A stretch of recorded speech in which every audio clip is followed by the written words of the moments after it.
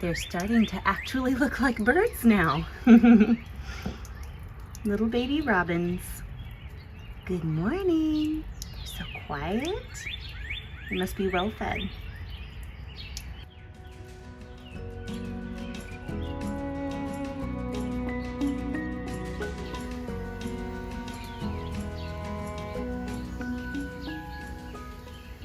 We have one fresh new hatchling in this nest, and then they kicked one egg out of the nest, so I'm gonna bet that one's probably bad. I am not going to mess with it because I'm gonna let nature be what nature's gonna be. But one brand new house finch just made its way into the world.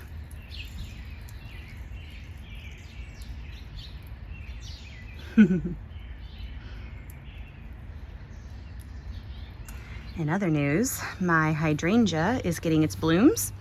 So I think it is safe at this point to cut off any of the stems that are still sticking up. So it did better this year than last year. Last year it came back completely from the roots. This one it at least used the stems, but it didn't make it all the way to the tips. So hopefully after this season, this bush will get back to normal, but it does look like it's out of the woods at least. And then this one I planted, was it last spring or the fall before? I do believe it was the fall before. I planted it right before it went dormant for the year. So this is its second full season, and it is full of blooms. They're looking very, very lovely.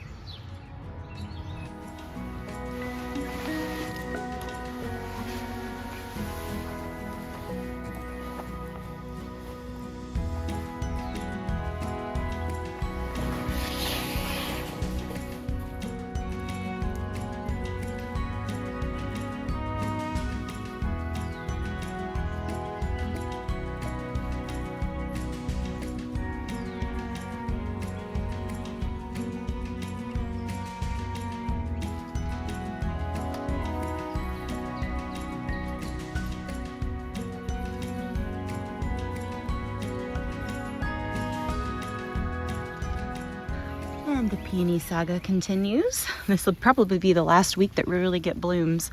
The very first bloom is very much withering away now. They smell so good though. And all of the ones that I have staked. This one looks very, very lovely. And we still have a couple of smaller ones that are just starting to open.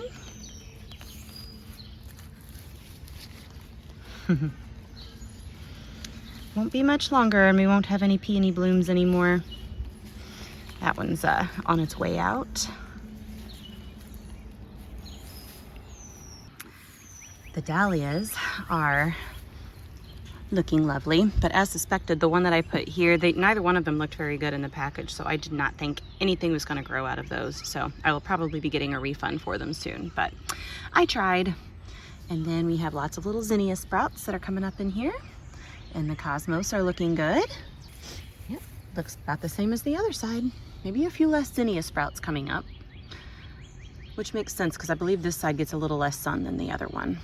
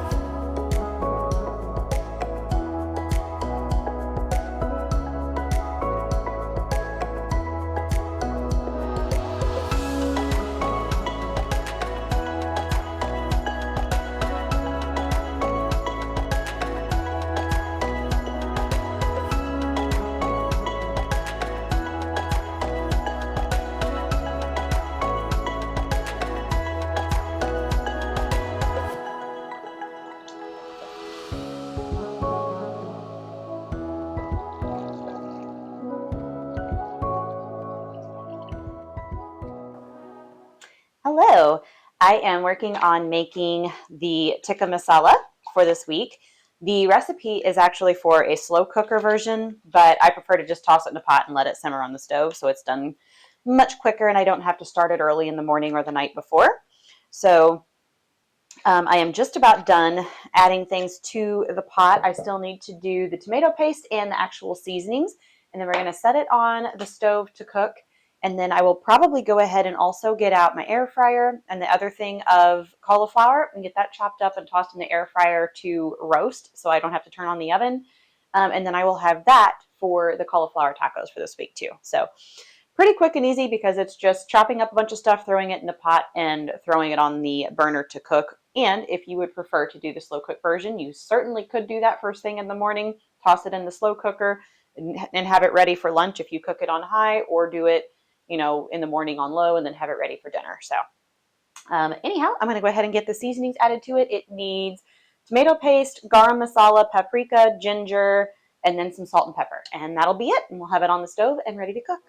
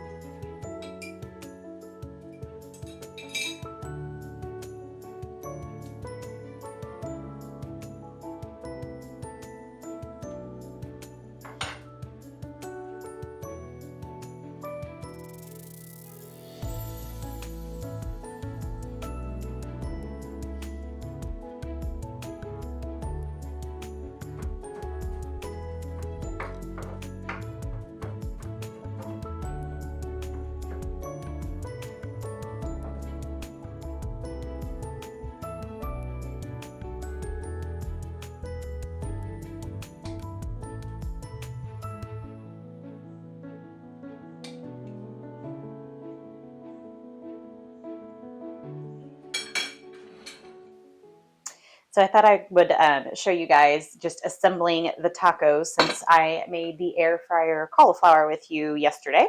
But that's what I'm having for lunch today is the tacos. So I just kind of threw them together really quick. I picked some lettuce out of the garden, and then I did that cauliflower, my pickled red onions, some banana pepper rings, and avocado with some cilantro and salsa. So pretty simple and basic.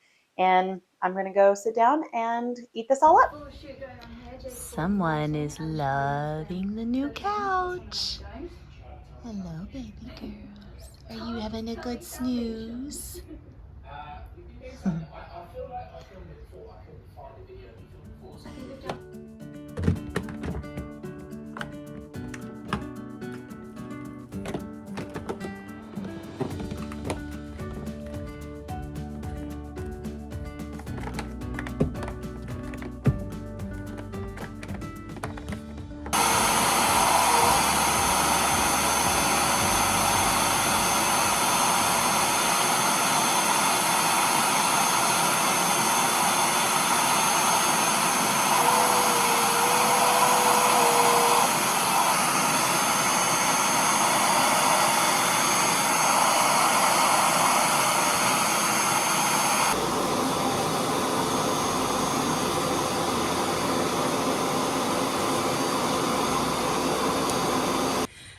So we just got the furniture that was in my grandparents' living room. It was the furniture my grandma picked out for their house, and they are selling the house. It closes this week, so they had to move all of the furniture out over the weekend. They've sold what nobody wanted, and then the stuff that people did want kind of got dispersed between everybody who wanted it. And the couch and chairs were completely, totally my style, so I definitely called dibs on those. So we moved those in here this weekend, this past weekend. But I am definitely a couch sitter, and I was sitting over there and I looked across at these chairs and I noticed that the arms right here were just filthy on this one. So this was no doubt the one that sat next to their grandfather clock that everybody always sat in. And so there was a whole lot of this when people got up and down because it was just right here on both sides. It was so dirty. So I borrowed Michael's little carpet shampooer and gave it a scrub. Sucked the water out the best I could. I'm gonna have to wait and see what it looks like when it's fully dry to see how much of because when it's wet, it's kind of hard to tell if it's still dirty or not. So once it's dry, I will reevaluate and see if I need to do any more scrubbing. But for now, we're hoping that it's clean. And actually, now that I'm looking at it, it's dirty right here too. So while I've got it out, I think I'm gonna go ahead and hit this spot as well.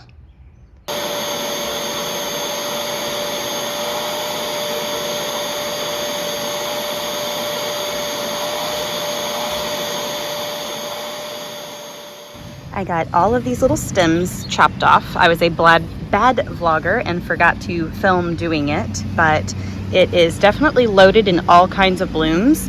So it's looking much better than last year. Last year I did not get any blooms at all on this plant because the entire plant just came back from the roots instead of from these stems. All of the stems had died, but starting to get a little bit of color on that one. It looks like we're gonna be blue this year, at least right there.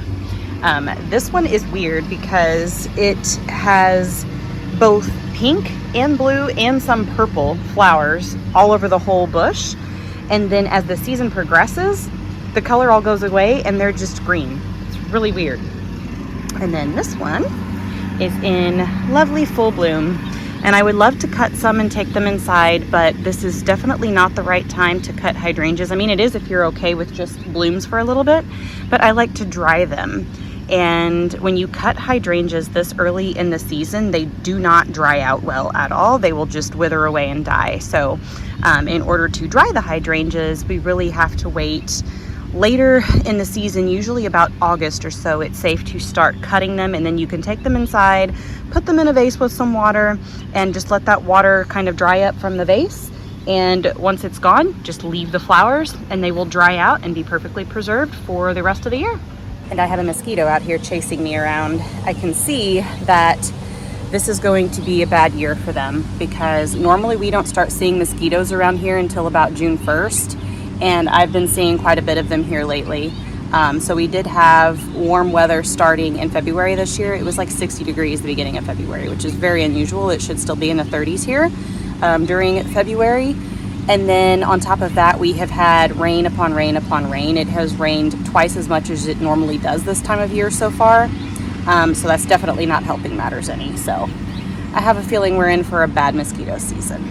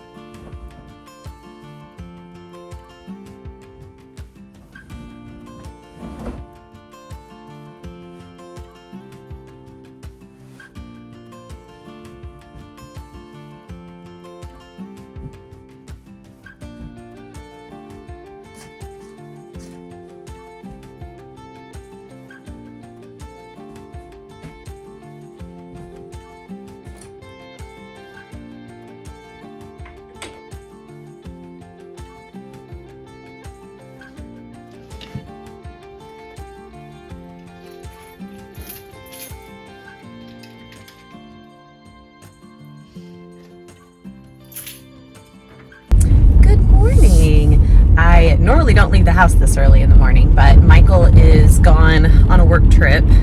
He's in Vermont. Well, technically he's staying in New York near Albany, but the factory where he is testing a piece of equipment that he's getting to install at their factory here is in Vermont. But anyway, he'll be back this evening. But in the mornings, I have to run over and feed his cats while he's gone. So I'm headed over there bright and early to take care of the kitty cats. And I've got his rug in here that it was my grandma's rug. And if you've been following along for a while, you know that we are selling their house. My grandma passed away back in July. My grandpa is moving out to the farm with my mom and stepdad. And so we're selling his house and he closes tomorrow.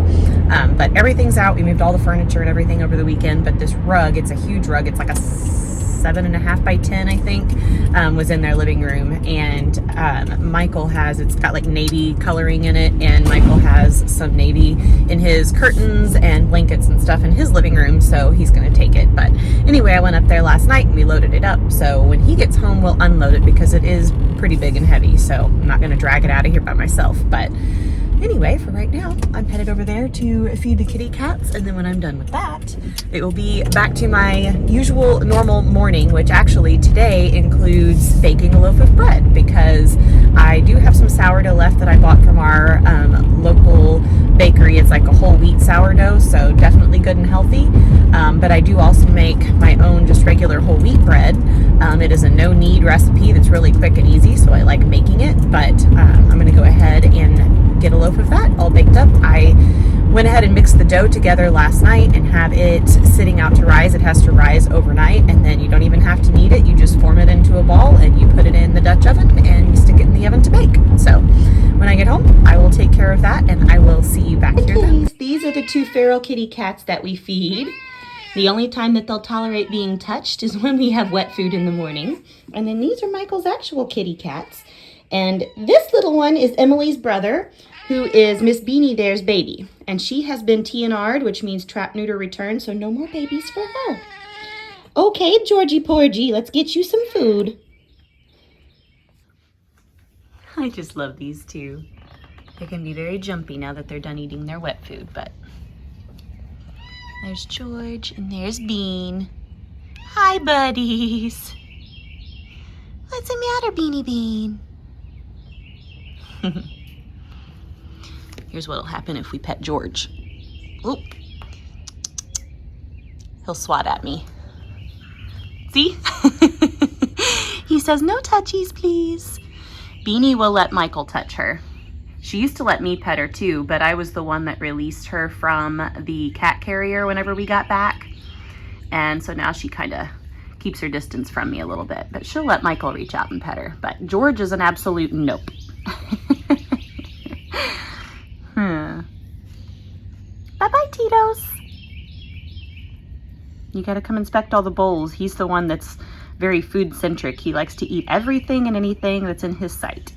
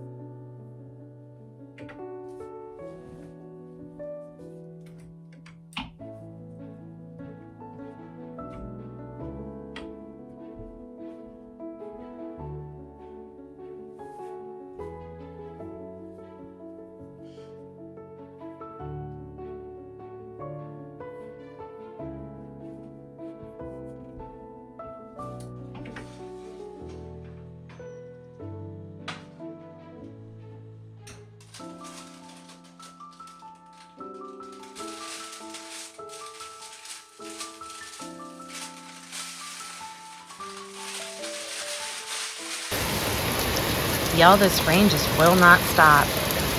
Oh my goodness. My poor garden has been drowned. The ground is so soggy. My tomatoes have lost so much nitrogen. I have to keep feeding them because the leaves are just yellowing. So normally us gardeners love the rain and we pray for rain, but in this case, I'm praying for it to stop. After today, we are supposed to get 4 dry days, but then there's rain in the forecast again just about every day after that. So instead of April showers, I think we got May showers. Actually, we had April showers too, because we had 7.5 inches of rain in April and we normally only have 4.5. So we really need some dry weather to come our way. So fingers crossed. Hello. So the rain has stopped and the sun is trying to come kind of back in and out of the clouds now, just in time for my lunch break. So while I have the opportunity, I decided to hop down here in front of my door while I have some decent light to go ahead and film this meal plan with you. So I'm going to put it up on the screen here as well so that you can follow along, and I'm just going to explain what I'm doing next week. So you just saw me pick kale this morning from my garden, and I will have more and more as much rain as we're getting by next week that will need used. I also have a half a head of purple cabbage left that I need to use up. And then like all of these ingredients that are on here for the kale and cabbage salad, I already have. So I actually will not have to buy a single thing for this coming up week. So I don't have a recipe for this, just because I'm throwing it together. Like it's just something I'm kind of pulling out of my own head. But it's literally just going to be all of these ingredients tossed together in a salad. So it'll be pretty quick and simple. On the other side, for my sons, the chicken chipotle ranch wrap, I do have a recipe I will share for that, but I do have a little bit of a tweak because my oldest son, so he's 19, he's hardly ever home. He works at Jimmy John's right now. And so he's bringing home Jimmy John's with them all the time too. So if he ever does eat anything at home, it's still food that he's bringing home from, outside. I do wish that he would still eat at home because it would be a lot healthier for him, but he is just at that age. So you can pretty much forget him eating at home these days. And my youngest son is 17. He's a junior in high school. He's just finishing up his junior year. And he works too. So, gone are the days of us sitting down and having a meal together as a family because nobody's ever home in the evenings anymore besides me. So what I do is I batch cook one main thing for my youngest son and then one thing for myself for the week. And then aside from those things, I have just stuff on hand for him to throw together like sandwiches or me to put together noodle bowls or whatever it is. There's always stuff around here to like throw something together, but then I just batch cook one big thing. And that is how we do it around here. So, it might not be a big full week-long meal plan like you might be used to if you're someone with small kids. I used to do that whenever my kids were younger, for sure. I would cook dinner every night and we would sit down and we would have leftovers too, but I would still plan, 3 or 4 things for each week. And, at that point, I also was not plant-based yet. I've been plant-based for about the last 4 years. My children are not. I'm not going to force it on them. They're not interested. I tell them everything, give them all the information. But, teenagers in one ear and out the other. So one of these days, maybe they will, decide to be a little bit healthier with their choices. But right now we are where we are. So I would rather spend my money on something that I know for sure that they're going to eat and I'm not going to end up throwing out. So that is the choice that I make for us. And so for him, I've got the ingredients on that side. The only thing I will actually have to buy will be the chicken, the tortillas, and the bacon. The other stuff I have already. And I will put that recipe down below for anyone who is watching who is not plant-based, who might be interested in that recipe as well. So as always, I will have my blog linked below with this meal plan on it. There will be a downloadable PDF version of this meal plan that is on the screen here if you're interested in following along. If you maybe want to get the ingredients and make it with me next week, because next week on the vlog, I will be making the kale and cabbage salad. So much like I did this week with the tacos and the tikka masala, those were on last week's video, the meal plan, and then I made them this week. So I do this every week. So if you're new here and you'd like to follow along, go ahead and hit the subscribe button, hop over to my blog and download if you'd like, and we will make it back here next week. So now I do know that this vlog is getting pretty long. Once it hits about the 30-minute mark, I like to cut it off, but we also do still have tomorrow. So I may stop here and then start the weekend vlog with tomorrow rather than Friday. So I think I will go ahead and bid you adieu. And let's see, this one will be out on Sunday. So if you want to stick around, I will see you back here on Wednesday for the weekend vlog. Bye.